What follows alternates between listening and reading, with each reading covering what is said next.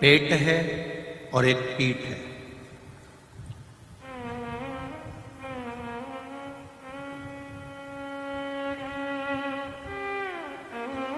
पेट और पीठ, पेट का काम है पाप करवाना और पीठ का काम है उस पाप का भोजन।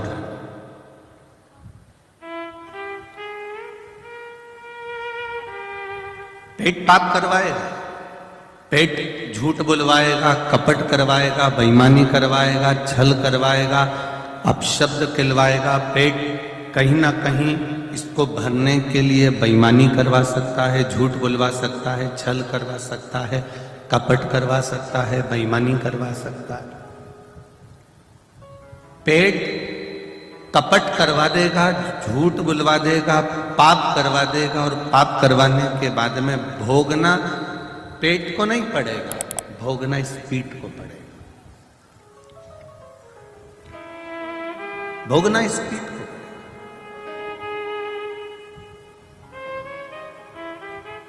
मत बुरे कर्म कर बंदे वरना पछताएगा, भगवान की आंखों से तू बच नहीं पाएगा, तू बच नहीं पाएगा।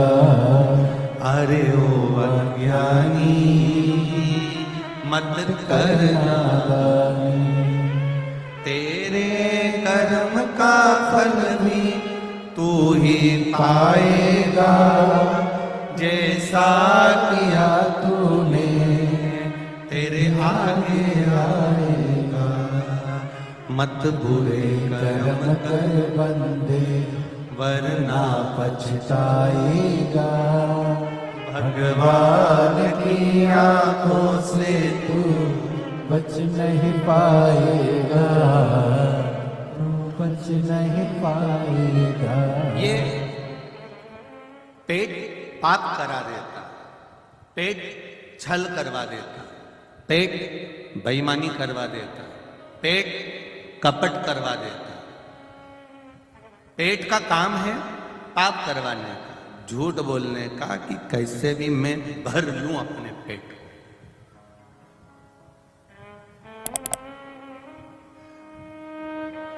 पर भोगना पीठ को है, भोगेगी पीठ। और पीठ जब भोगती है तो सोचती है कि मैंने ऐसा क्या कर्म करा जो मुझे भोगना पड़ा। इधर का पीठ सोचती है कि मैंने कौन सा कर्म कर दिया जो मुझे भोगना पड़ रहा, कारण क्या है। पर पीठ को यह मालूम नहीं है कि पेट ने झूठ बुलवा दिया है, पेट ने बेईमानी करवा दी है, पेट ने छल करवा दिया है, पेट ने प्रपंच करवा दिया।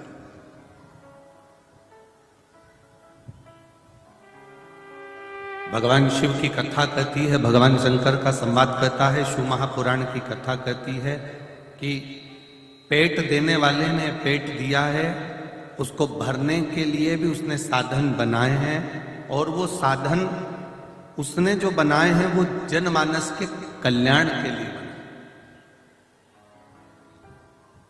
संपूर्ण विश्व के कल्याण।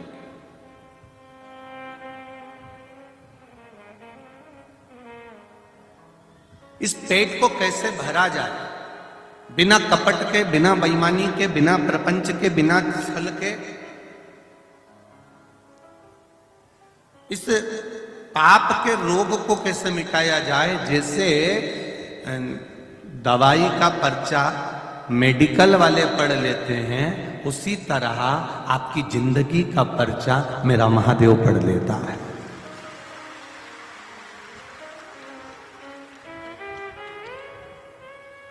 मेडिकल वाले को मालूम है कि दवाई में क्या लिखा हुआ है, क्या चीज है इसमें, क्या इसमें लिखा गया है, क्या चीज का वर्णन आया है। तो दवाई वाला तुरंत दवाई निकाल कर दे देता है कि ये दवाई में ये चीज ले लो और इस चीज से इसका आराम लग जाए।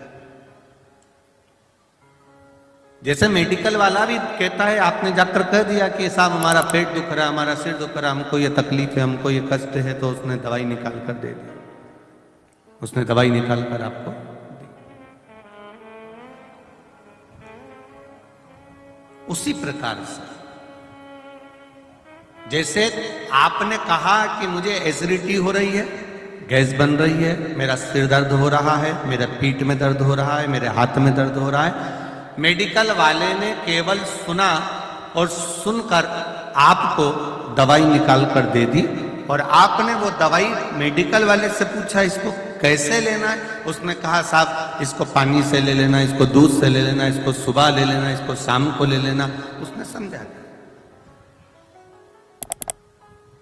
उसने कहा बस मेडिकल वाला पर्चे को देखकर समझ गया कि इसको दवाई चाहिए और वो दवाई किस जगह पर काम आएगी। उसी तरह शिव मेरे भोलेनाथ और मेरा बाबा, मेरा गुरु, सतगुरु, घर के बुजुर्ग, घर के बड़े, माता पिता और घर के जो बड़े होते हैं, बुजुर्ग होते हैं, गुरु होते हैं, या मेरा भोलेनाथ होता है, वो आपके चेहरे की मात्र दशा देखकर पहचान जाता है कि इसको कौन सी दवाई की जरूरत है, ये क्यों दुखी है, इसको क्या कष्ट है,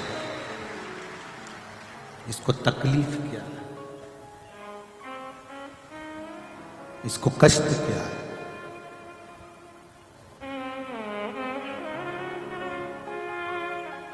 क्यों जाएं हम शिव मंदिर में?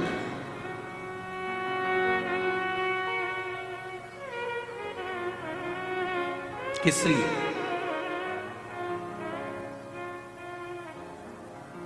कारण क्या है?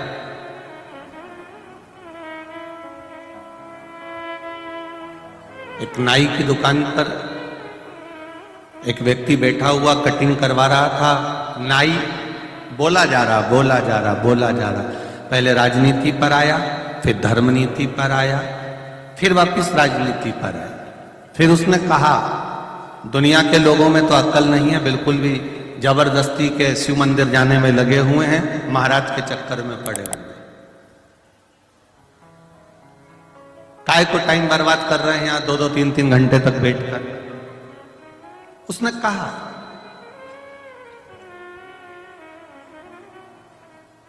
दूसरे ने कह दिया भाई देखो, भगवान की कथा में जाने से, मंदिर जाने से, गुरु के दरवाजे जाने से, परमात्मा की चौखट पर जाने से दुख कट जाता है।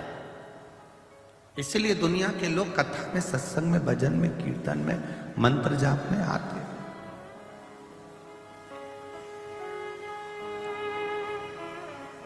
अगर भगवान है, नाई फिर बोला, अगर भगवान है तो फिर जब वो घर में पड़ा हुआ है तभी क्यों नहीं दुख काट देता? दुकान पर बैठा हुआ है तो दुख क्यों नहीं काट देता? कथा में जाएगा तभी दुख कटेगा, सत्संग में पहुंचेगा तभी दुख कटेगा, कीर्तन में पहुंचेगा तभी दुख कटेगा, भगवत नाम में पहुंचेगा, मंदिर पहुंचेगा तभी दुख कटेगा। तो जो व्यक्ति दाढ़ी कटिंग बनवा रहा था वो थोड़ी देर तक खड़ा रहा, खड़े रहने के बाद उसने एक पागल से व्यक्ति को देखा जो सामने से निकल कर जा रहा था। नाई से कहा भैया उसके बाल बड़े बड़े हो रहे हैं, तुम उसके बाल काट दो। नाई कहता है मैं इसे बाल नहीं काट सकता। वो मेरे पास में आएगा, दुकान पर आकर कहेगा कि तुम बाल काटो, तो मैं बाल काटूंगा। मैं उसके पीछे जा जाकर बाल नहीं काटूंगा, मैं उसके पीछे जा जाकर उसकी कटिंग नहीं करूंगा, मैं उसके पास में जाकर कटिंग नहीं करूंगा। वो मेरी दुकान पर आएगा और मुझसे कहेगा कि बाल काटो, तो मैं बाल काटूंगा। उस व्यक्ति ने कहा बस परमात्मा भी ऐसा ही है, मेरा भोलेनाथ भी ऐसा ही है। वो भी कहता है, दुनिया के लोग कहते हैं दुकान पर बैठे रहेंगे और दुख कट जाएगा, घर पर बैठे रहेंगे और दुख कट जाएगा, कहीं बैठे रहेंगे और दुख कट जाएगा। तो वो दुख कटने वाला नहीं है।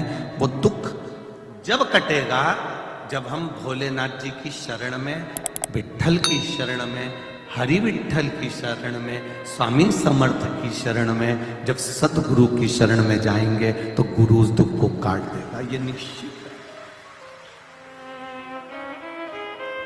वो दुख कटने लगेगा। मैंने तेरे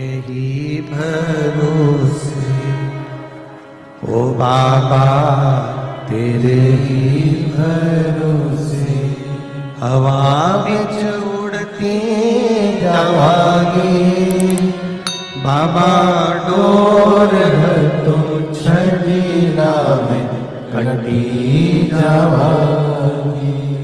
भोले मैं तेरी पतंग, शंभो मैं तेरी पतंग, हवा बिच उड़ती जावांगी। बाबा डोर तो छड़ी ना मैं कटी जा।